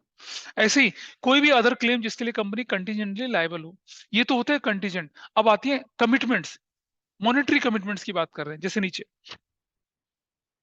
समझना जरा, आपकी कंपनी क्या करती है, कंस्ट्रक्शन कंपनी है, ठीक है जी, या मान लो आपकी फर्म है जो रियल एस्टेट डेवलपर है। आपने क्या करा कि किसी कंस्ट्रक्शन हाउस को दे दिया कि भाई ऐसा करो कि ये हमारी 50 मंजिला बिल्डिंग है या 20 मंजिल बिल्डिंग है, इसे बना लीजिए। और आपने बोला हर मंजिल के बनने पे हम आपको पैसा देंगे, मान लो 2-2 करोड़ रुपए, 3-3 करोड़ रुपए हम रिलीज करते चले जाएंगे। आपकी बिल्डिंग के बनाने की रफ्तार है कि एक साल में वो 3 मंजिलें बना लेता है या 4 मंजिलें बना लेता है, तो आप 4 मंजिल के बराबर पैसा रिलीज कर देंगे। अब अगले फाइनेंशियल ईयर में वो 3 मंजिल बना हुआ है, कोरोना की रोक लग गई है, दिल्ली में एनजीटी का चला गया, दिल्ली में कंस्ट्रक्शन में रोक है, बिल्कुल रोक है, कुछ नहीं कर सकते आप। लोगों ने घर बनाने थे, बंद पड़े हैं सारे, क्योंकि धुआं प्रदूषण बहुत ज्यादा हो रहा है। ठीक है, लगा रखिए रोक। व्हाइट वॉश भी नहीं करने दे रहे कुछ लोग तो कह रहे उससे भी प्रदूषण फैलेगा। चलिए जैसा भी है, टाइल काटना वाटना सब बंद है, कुछ नहीं हो रहा। वरना मैं कल ही, उनके घर का रेनोवेशन चल रहा है, सब बंद पड़ा है। लकड़ी के काट में भी क्या हो रहा है कि भाई शोर मच रहा है, वो तो कुछ लोग होते हैं अड़ोसी पड़ोसी सब। अच्छा, तो जब हम बोल रहे हैं किसकी बात, हाँ हम बोल रहे हैं यहाँ पर क्या, आपने कंस्ट्रक्शन के लिए दे रखा काम, और सामने वाला आपका, जैसे मान लो नोएडा अथॉरिटी है सपोज, ये एलिवेटेड रोड बन रखी है ना, विश्व भारती डीपीएस के सामने से निकल कर जाती है जो, और सेक्टर 62 तक जाती है। एलिवेटेड रोड का जो कॉन्ट्रैक्ट था करीब करीब मेरे ख्याल से 800 करोड़ रुपया, 700 करोड़ रुपए का प्रोजेक्ट था ये, 5 साल चला। मान लिया मैंने 1,000 करोड़ का प्रोजेक्ट है, 5 साल चलेगा तो हर साल कितना, 200-200 करोड़ देना पड़ता है कॉन्ट्रैक्टर को। आप नोएडा अथॉरिटी हैं, आप बिल पास करवाओगे और आप मान लो 20% काम हो गया तो उतना पैसा दोगे, 50%। अब मुझे क्या पता कि अगले फाइनेंशियल ईयर में कितना काम पूरा कर लेंगे, जब मेरे पास बिल कंप्लीशन रिपोर्ट आएगी तभी तो मैं पैसा रिलीज करूंगा। ये वही कहानी है, estimate amount of contract remaining to be executed in capital accounts and not provided for, ये वो चीज है। अब आप देखिए, हमने बताया था ना आपको कि पिछली कल की क्लास में बताया था ना कि reserve capital a part of called capital, a part of किसका था uncalled capital which is not being called up during the life time of company accept in case of winding up. किसी company के 1000 share आपके पास है, उसने 10 रुपए के हिसाब से 6 रुपए तो आपसे मंगवा लिए, 4000 रुपए नहीं मंगवाए, कब मंगवाएगा वो आपसे? वाइंडिंग अप कब होगा? हाँ, तो हमें नहीं पता ना कब मंगवाएगा। ये है वो चीज, क्या अनकॉल्ड लायबिलिटी ऑन शेयर्स या इन्वेस्टमेंट्स पार्टली पेड। तो ये मॉनेटरी कमिटमेंट्स है ना, इसलिए इसको करते हैं। और कोई भी और कमिटमेंट जो मॉनेटरी हो, स्पेसिफाइड होना चाहिए यहाँ पर। क्लियर है जी? हमने कहा था ना कंटीजेंट लायबिलिटी के बारे में डिस्कशन, बहुत इंपॉर्टेंट पॉइंट है ये। तो अगर कभी आपके पास आ जाए क्या अनकॉल्ड लायबिलिटी ऑन शेयर्स, तो क्या बोलेंगे आप? इसकी सब हेड क्या बनेगी? कमिटमेंट्स। और मेजर हेड क्या बनेगी? Contingent liability and commitments. ध्यान रखना, ऐसे करके करना होता है, ठीक है। Propose dividend of current year, क्या बोलेंगे इसको? कंटीजेंट लायबिलिटी, और हेडिंग क्या बनेगी? कंटीजेंट लायबिलिटी एंड कमिटमेंट्स, ऐसा करके, ठीक है। क्लियर? तो आगे देखिए, अब आप यहां पर जैसे अब आपको बोल दिया गुडविल, इसकी सब हेडिंग क्या बनेगी गुडविल की? अरे इंटेंजिबल एसेट्स। मेजर हेड क्या बनेगी? Property plant equipment and intangible assets, ऐसे करके हेड बनेगी, ठीक है। क्लासिफाई कर सकते हैं ना। वर्क इन प्रोग्रेस, हाँ इन्वेंट्री के अंदर, लेकिन work in progress machinery, property plant and equipment capital work in progress के अंदर चला जाएगा। समझ रहे हैं बात को? This is the way we have to carry it out. तो ये आपके सामने इलस्ट्रेशंस हैं, इनको आपको ध्यान रखना है। यही मतलब इस चैप्टर के अंदर आता है। जैसे पेज नंबर 30 पे जाइए, पेज नंबर 1.39 पे जाइए। पेटेंट आपको मालूम है इंटेंजिबल में चला गया, बिल्स पेबल आपको मालूम है ट्रेड पेबल में चला गया, office equipment general reserve, public deposit कहाँ गया बताइए? पब्लिक डिपॉजिट अभी बताया था, नॉन करंट लायबिलिटी में, क्या लॉन्ग टर्म बोरोइंग के अंदर। अनपेड डिविडेंड कहाँ चला गया? अनपेड डिविडेंड करंट लायबिलिटी में। कॉल्स इन एडवांस अदर का, ये सब अदर करंट लायबिलिटी का पार्ट है, ठीक है। इधर रुके, ध्यान रखेंगे इसका। इस तरह के क्वेश्चंस आते हैं। चलिए अब चलते हैं हम किस पर? Statement of profit and loss पर। Statement of profit and loss ये कौन से शेड्यूल के अंदर बनता है? इसके अंदर कैश इक्विवेलेंट के अंदर अनपेड डिविडेंड। अरे ईयर मार्क्ड बैलेंसेस थे वो तो बैलेंस बैंक अकाउंट के अंदर आपने डिपॉजिट को रिस्ट्रिक्ट कर रखा था। Statement of profit and loss का फॉर्मेट कौन सा शेड्यूल था? 3। पार्ट कौन सा था? 2 था। और देखिए दो हिस्सों में बांटा हुआ है। देखिए ये, you can see this part I am talking about, ये वाला पार्ट, ठीक है। दिख रहा है सबको पेज पे?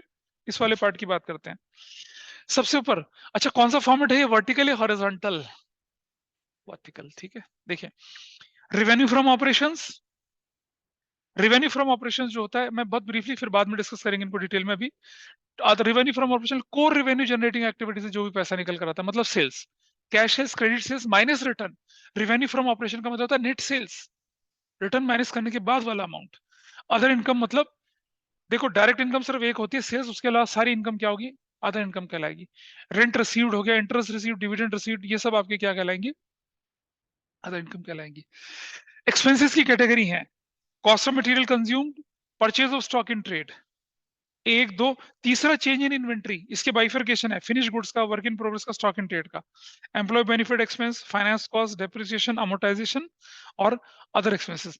डेप्रिसिएशन लगता है फिक्स एसेट्स पे, अमोर्टाइजेशन लगता है टेंजिबल इंटेंजिबल एसेट्स पर। नीचे टोटल एक्सपेंसेस, टोटल रेवेन्यू से टोटल एक्सपेंस माइनस करूंगा तो क्या आ जाएगा?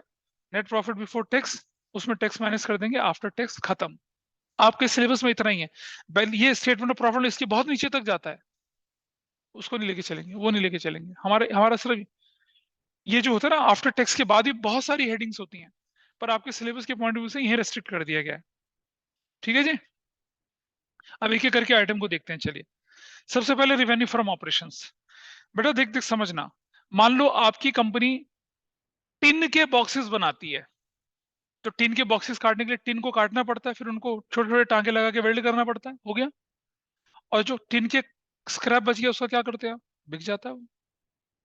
तो रेवेन्यू फ्रॉम ऑपरेशन के अंदर सेल्स भी आती है और सेल ऑफ स्क्रैप भी आता है। समझ रहे? सेल ऑफ स्क्रैप भी आएगा। आपने देखा होगा स्लीपर्स बनती है ना, स्लीपर रबड़ कटता है, स्लीपर्स बनती है, और रबड़ कटी हुई रबड़ क्या होती है, वो जो बच जाती है scrap.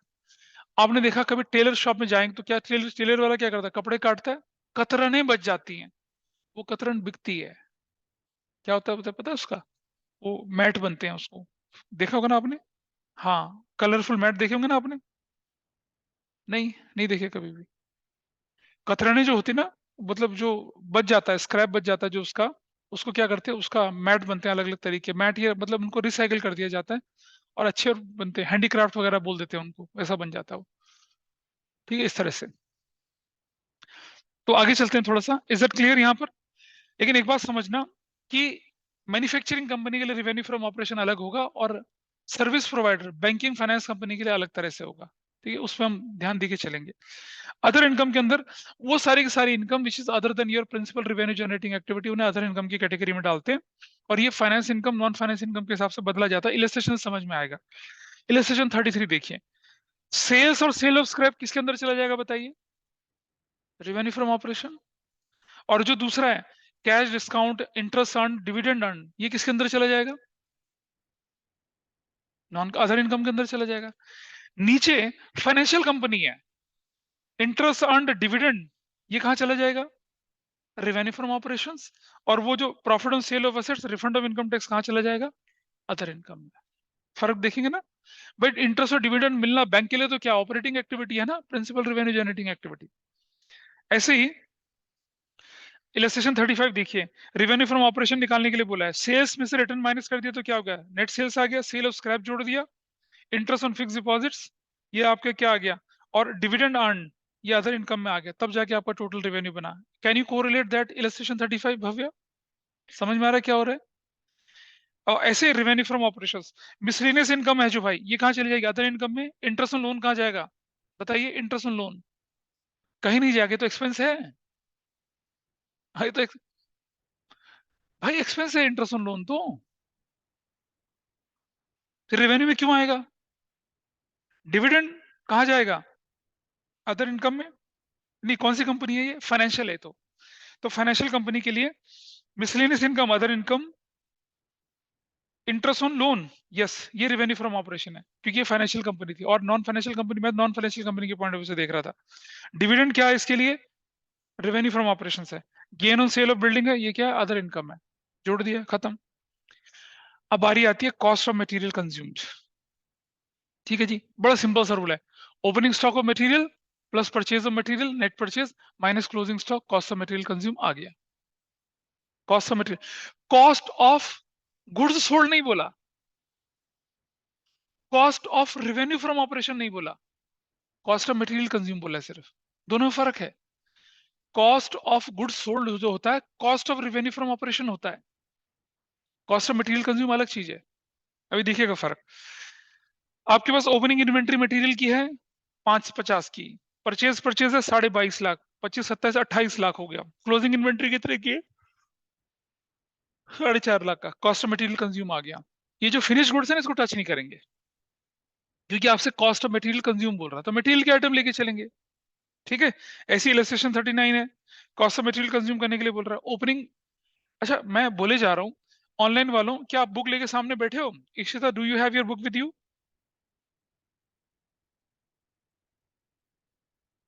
Ishita, let's move further जल्दी से लेते हैं।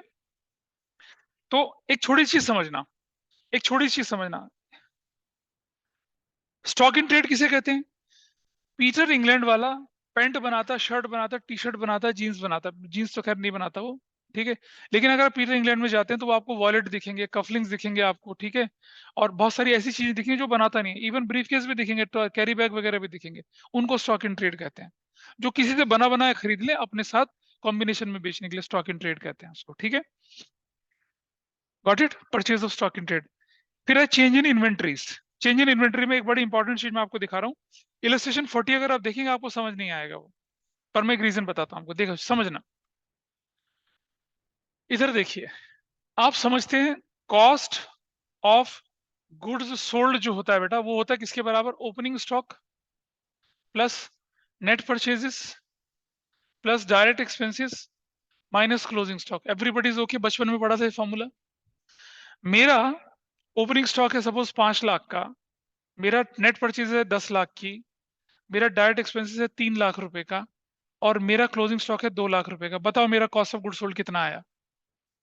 15 3 18, मैं 16 लाख रुपए का कॉस्ट ऑफ गुड्स सोल्ड आ गया। Got it? यही कहानी है मेरी। अब अगर मैं लिखता हूं क्या, ध्यान से सुनना, ये ओपनिंग स्टॉक क्लोजिंग स्टॉक से कितना ज्यादा? Excess of opening stock over opening stock कितनी है? 5 माइनस 2 यार, 3 लाख ज्यादा। 1 लाख कैसे ज्यादा है? Excess of opening stock over closing stock कितना? 3 लाख। तो मैं लिखता हूं, देखो सुनो,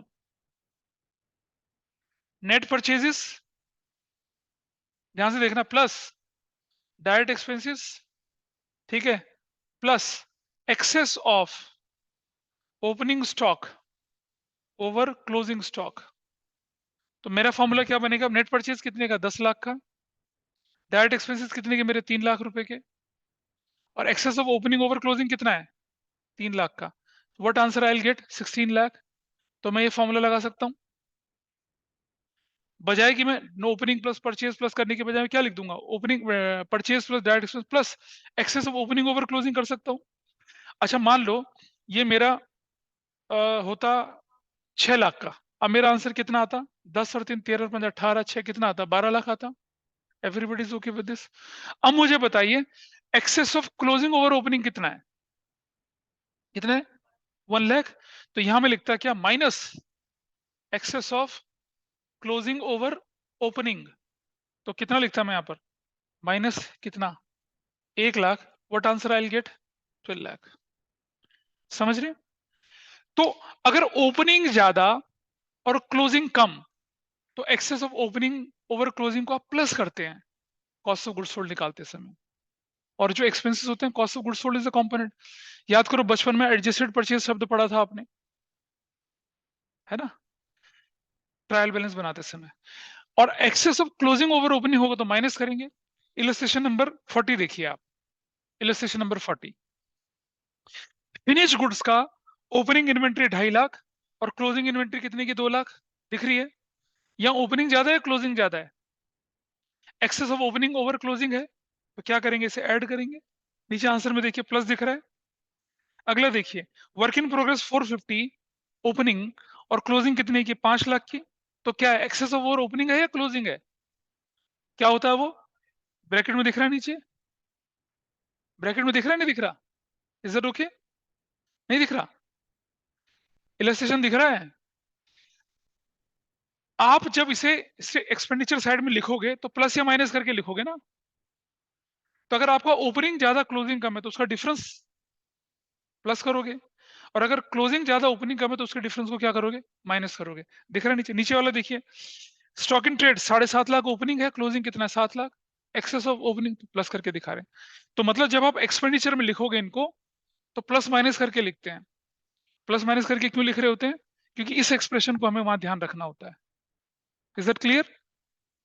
वरना वरना मैं बोलूं कि भाई अच्छा सुनो, ओपनिंग थी 2,50,000 की और क्लोजिंग हो गई 5 लाख की, तो क्या हो गया? It is increase in what? Inventory.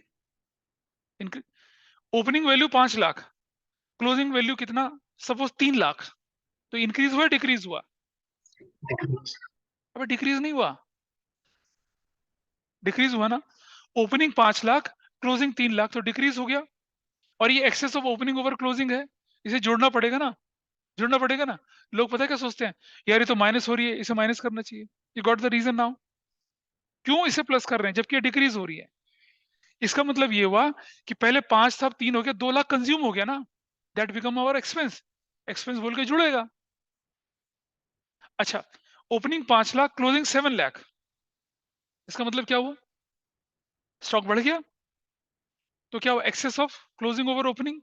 तो क्या करा? माइनस करा। क्योंकि हमारे स्टॉक के बढ़ने से क्या हुआ? मेरी जो कॉस्ट है वो बढ़ी, लेकिन स्टॉक तो पड़ा हुआ है, वो तो कंज्यूम ही नहीं हुआ।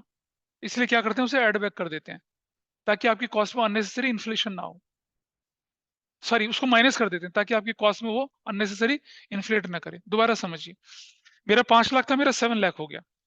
तो मेरा 7 लाख कितना इंक्रीज परचेज की वजह से हुआ ना, कंज्यूम तो नहीं हुआ, स्टॉक में पड़ा हुआ मेरा अभी तक वो। तो इसकी वजह से क्या होगा, एक्सपेंस थोड़ी बढ़ने चाहिए मेरा, मेरा तो क्या हुआ, स्टॉक में पड़, मैंने सामान खरीदा और उसे यूज कर दिया, तो ही तो मेरा एक्सपेंस बना ना, वो कंज्यूम हुआ तभी तो एक्सपेंस बना। मैंने 5 लाख का स्टॉक था, 2 लाख का और खरीदे, 7 लाख है, अब वो स्टॉक तो मेरे गोडाउन में पड़ा हुआ है ना, कंज्यूम कहाँ हुआ? Will it be added to my cost then? Will it be added to my cost of good sold? नहीं ना, क्योंकि बिका ही नहीं। इसीलिए क्या करते हैं हम उसको माइनस कर देते हैं, स्टेटमेंट ऑफ प्रॉफिट लॉस में माइनस कर देते हैं उसको। इसीलिए excess of closing over opening को क्या किया जाता है, माइनस किया जाता है। एम्प्लॉय बेनिफिट एक्सपेंसेस हैं भाई, ये जो होते हैं, बस थोड़ा सा रह गया, ज्यादा नहीं, ये छोटा पार्ट है। एम्प्लॉय, ये लास्ट पार्ट है। एम्प्लॉय बेनिफिट एक्सपेंसेस जो होते हैं ना आपके पास, ये होते हैं आपके wages, salaries, leave encashment, staff welfare expenses, ठीक है। और प्रोविजन फॉर लीव एनकैशमेंट याद है, लॉन्ग टर्म प्रोविजन था, लेकिन सिर्फ लीव एनकैशमेंट आ जाए तो क्या बोलेंगे आप, एक्सपेंडिचर। प्रोविजन आ जाए तो क्या बोलेंगे, नॉन करंट लायबिलिटी में चला जाता है, ठीक है। अच्छा, ग्रेचुटी पेड आ जाए तो क्या मानेंगे आप, एक्सपेंसेस। प्रोविजन फॉर ग्रेचुटी आ जाए तो कहां डालेंगे, नॉन करंट में। क्लियर रखना बात को, शब्द पढ़ लेना। लीव एनकैशमेंट दे रखा है, प्रोविजन फॉर लीव एनकैशमेंट दे रखा है, वो प्रोविजन हो गया तो लायबिलिटी का आइटम बैलेंस शीट में जाएगा, और सिर्फ लीव एनकैशमेंट है तो इनकम एक्सपेंडिचर में जाएगा। अब employee benefit expenses direct indirect दोनों होते हैं। अगर वो जैसे देखो, वेजेस, बोनस और लीव एनकैशमेंट डायरेक्ट भी हो सकता है, salary, bonus, leave encashment, staff welfare, employee compensation, employee stock option, याद है ना, ईएसओपी, ये सब आपके क्या होते हैं, इनडायरेक्ट भी हो सकते हैं। नीचे एग्जांपल है, वेजेस पेड 2,40,000 का, ये क्या चीज है भाई बताइए आपकी, ये एम्प्लॉय बेनिफिट एक्सपेंस कहलाएगा। Gratuity paid employee benefit expense कहलाएगा, सैलरीज कहलाएगा, बोनस भी कहलाएगा, और मेडिकल एक्सपेंस भी कहलाएगा। ये कन्वेंस एक्सपेंसेस, घर आने जाने का खर्चा, हाँ ये नहीं है एम्प्लॉय बेनिफिट। आप अपनी फैक्ट्री से ऑफिस और ऑफिस से फैक्ट्री जाने का उसको पैसा दे रहे हो, नहीं कहलाएगा। इसी तरह से एंटरटेनमेंट एक्सपेंसेस, चलो भैया सब लोग चल के मूवी थिएटर में अक्षय कुमार की मूवी देखते हैं, ये एम्प्लॉय बेनिफिट है। उनका तन मन संवर गया, नहीं नहीं ऐसा कुछ नहीं है भाई, ऐसा कुछ नहीं है, ठीक है। आपने क्या करा, जैसे मान लो रघुपति राघव जो है ना, बहुत बड़े दिल वाले, इन्होंने क्या कर दिया, करवा चौथ के दिन अपनी सारी फीमेल एम्प्लॉयज को क्या कर दिया, वीएलसीसी में भेज दिया।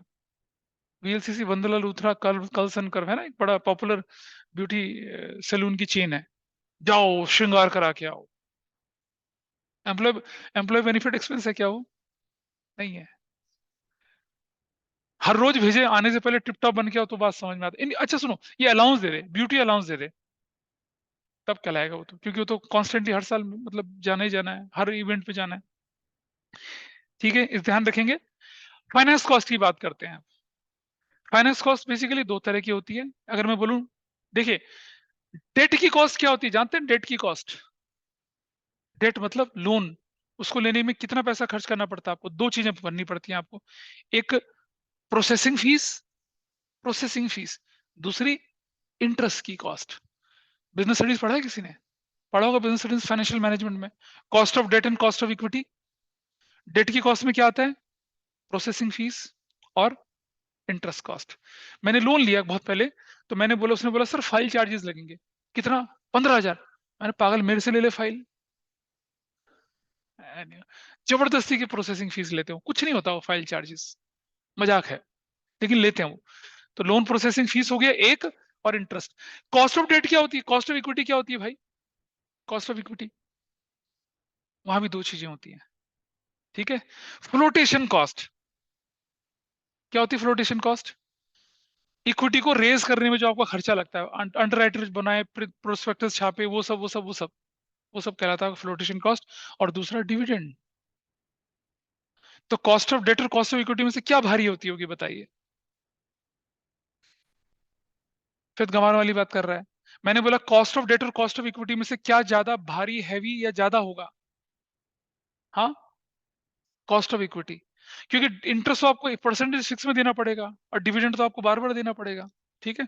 अच्छा जी, तो बिजनेस स्टडीज भी वेरी लॉजिकल सब्जेक्ट है, बहुत लॉजिकल है। मैंने कहा ना, एक मौका मिलेगा तो एक चैप्टर बताऊंगा आपको, मैं आपको दिखाऊंगा कैसे लॉजिकल होता है वो, लेकिन अभी थोड़ा मौका नहीं आ रहा, हाँ।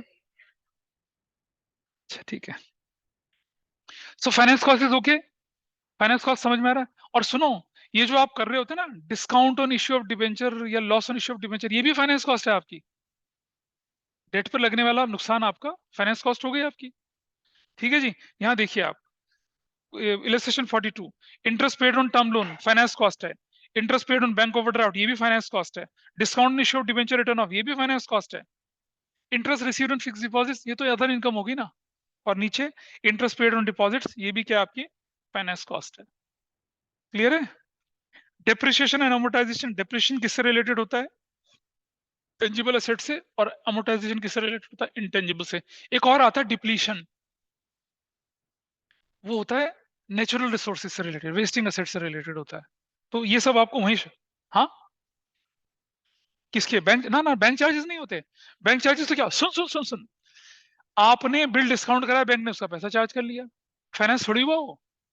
आपका बिल डिसऑनर हो गया, आपका चेक बाउंस हो गया था, बैंक ने उसके पैसे काट लिए। आपने बिजली के बिल भरे, बैंक ने आपका प्रोसेसिंग फीस होता है ना, बिजली का बिल भरते बैंक 1 रुपए 2 रुपए काट लेता है। बोलो, आपका बैंक में करंट अकाउंट चल रहा है, बैंक उसके आपके चार्जेस ले रहा है, फाइनेंस कॉस्ट कहां से हो गया वो?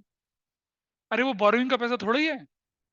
आप बैंक में करंट अकाउंट चला रहे हैं, बैंक आपसे एनुअल फीस चार्ज करता है 5,000 रुपए की, इज इट बोरोइंग कॉस्ट? बताओ तो मुझे। तो बैंक चार्जेस जो होते हैं वो रूटीन नॉन ऑपरेटिंग एक्सपेंसेस होते हैं, ऑपरेटिंग एक्सपेंस समझ लो उनको बोलते हैं आप लोग, वो फाइनेंस कॉस्ट नहीं होती है। ठीक है, ध्यान रखिएगा, फाइनेंस कॉस्ट होती है बोरोइंग की कॉस्ट, चाहे वो डेट हो चाहे इक्विटी हो, ये रूटीन कॉस्ट नहीं होती है। बिल डिस्काउंट करा दिया उसका पैसा, वो नहीं है बैंक, वो फाइनेंस कॉस्ट नहीं है वो। ठीक है जी। अदर एक्सपेंस में बहुत सारे आ जाते हैं, कैरियज आउटवर्ड, कैरियज इनवर्ड, मैंने आपको बताया था difference, carriage cartage freight, difference बताया था कभी? नहीं 11th में भी नहीं बताया, इसका मतलब बताया नहीं था। सुनो ध्यान से, कैरियज होता है सर पर रखकर बोझा ले जाना, कुली लोग जो करते हैं कैरियज ऐसे करके। ठीक है, चांदनी चौक तुम बोलते, फिर एग्जांपल ले लिया मैंने, चांदनी चौक में जो लोग सिर पर, देखो ना लाजपत राय मार्केट में संकरी गलियों में सिर पर बोझा रखे 2-3 डब्बे रख के जा रहे होते हैं, कैरियज कहलाता है। ठीक है, कार्टेज होता है रिक्शा पुलर जो होते हैं, रिक्शा पुलर, और वो हैंड गाड़ी नहीं होती, देखो चांदनी चौक में हैंड गाड़ी जिसके ऊपर सामान रखकर 2-3 लोग धक्का मार रहे होते हैं, उस तरह की गाड़ी, उसे कहते हैं कार्टेज। फ्रेट, रोडवेज से, रेलवे से, एयरवेज से शिपिंग चार्जेस, उसे फ्रेट कहते हैं। तो डिपेंड करता है किस मोड पे जा रही है, बंदा उठा के ले जा रहा है तो क्या कहलाता है? कैरियज। ठीक है, अब रिक्शे से, रिक्शा रिक्शा रिक्शा जैसे रिक्शा हो गया, तांगा हो गया, हैंड हैंड रिक्शा हो गया, इससे लेके जा रहा है तो क्या कहते हैं? कार्टेज। कभी एयर कंडीशनर खरीदते हैं तो बंदा बोलता है कार्टेज लगेगा सर, कार्टेज। कैसे? रिक्शा वाला आपके घर छोड़ के आएगा वो, अगर नोएडा के आसपास होता है कार्टेज लगता है। ठीक है, लेकिन जब आप यहाँ से मुंबई मुंबई सामान डिलीवर करते हैं तो फ्रेट लगता है। कैरियर थोड़ी होगा, यहाँ से मुंबई जा रहा है बंदा, श्रवण कुमार थोड़ी है वो। कैरियर कार्टेज फ्रेट में ये डिफरेंस होता है, इनवर्ड डायरेक्ट, आउटवर्ड इनडायरेक्ट, ये अदर कॉस्ट होती हैं। नोट्स टू अकाउंट्स, ये हम, और कैश फ्लो स्टेटमेंट, अब ये उसी पे आ गया आपका, ये सब उन्होंने statement of profit loss balance sheet पढ़ा दिया आपको। फाइनेंशियल स्टेटमेंट के ऑब्जेक्टिव्स आपके सामने, थ्योरेटिकली बोल रहा हूं मैं, फाइनेंशियल डाटा, इकोनॉमिक रिसोर्सेज के बारे में, इंप्लीकेशन ऑफ ऑपरेटिंग प्रॉफिट इसकी बात करता है वो, कैश फ्लो की इंफॉर्मेशन इन्वेस्टर्स को और इंटरेस्टेड यूजर्स को प्रोवाइड करता है, sufficient reliable information various parties को पहुंचाता है ये आपके पास, true and fair picture present करता है, एसेस इफेक्टिवनेस ऑफ मैनेजमेंट की बात करता है वो, information about business affecting society होता है, और डिस्क्लोजेस अकाउंटिंग पॉलिसीज, ये सब पेज नंबर 1.49 पे है। एसेंशियल्स ऑफ फाइनेंशियल स्टेटमेंट क्या क्या होते हैं, ये थोड़ा इंपॉर्टेंट पॉइंट है थ्योरेटिकली, ये फैक्चुअल होना चाहिए, ये अंडरस्टैंडेबल होना चाहिए, कंपेरेबल होना चाहिए, वेरीफाइबल होना चाहिए, रेलेवेंट होना चाहिए, और टाइम पे मिलना चाहिए। ये क्वालिटेटिव कैरेक्टरिस्टिक्स है ना अकाउंटिंग इन्फॉर्मेशन के, बचपन में पढ़े थे। थोड़ा आगे चलते हैं, इंटरेस्ट, इंटरनल यूजर्स और एक्सटर्नल यूज। जब आप 11th में थे तो आपने इंटरनल यूजर में वर्कर भी पढ़े थे, स्टाफ भी पढ़ा था, एम्प्लॉइज हटा दिया इस बार। क्यों? क्योंकि वर्कर को, एम्प्लॉइज को लिमिटेड इंफॉर्मेशन होती है, बाकी तो सारी इंफॉर्मेशन टॉप ऑफिशियल्स के पास होती है। तो मैनेजमेंट इंटरनल, बाकी share holder, employee, bank, investors, potential investor, creditor, government authorities, securities exchange board of India, ये सब एक्सटर्नल है। इन सबके इंटरेस्ट आपको पढ़ने हैं। How SEBI is interested in accounting information to meet statutory requirements. SEBI के पास तो एनुअल रिपोर्ट भेजनी है आपने। लिमिटेशन हिस्टोरिकल कॉस्ट पे होता है, एस्टिमेट से इफेक्ट होता है, अकाउंटिंग प्रैक्टिसेस अलग अलग हो जाती है तो रिजल्ट भी अलग अलग निकलते हैं। क्वालिटेटिव एलिमेंट्स इग्नोर करे जाती हैं, सब लिमिटेशन है। जो लिमिटेशन अकाउंटिंग की थी वही लिमिटेशन इसकी है। प्राइस लेवल चेंजेस, आपने खरीदी थी 10 लाख में मशीनरी, अब हो गई 100 करोड़ की, वो तो आप कंसिडर ही नहीं कर रहे हैं। और can not meet the purpose of all parties. This is the chapter 1 खत्म। 3 नंबर का क्वेश्चन आता है इस चैप्टर का, या 1 मार्कर का क्वेश्चन आएगा, बस तो हाईवे पे है। इसके बाद हमारा आएगा chapter 2, that is quite interesting. और फिर हमारा प्रैक्टिकल, मतलब अगली क्लास में हमारा प्रैक्टिकल शुरू हो जाएगा, ठीक है। So that's all for today, thanks for being with me, bye bye, take care.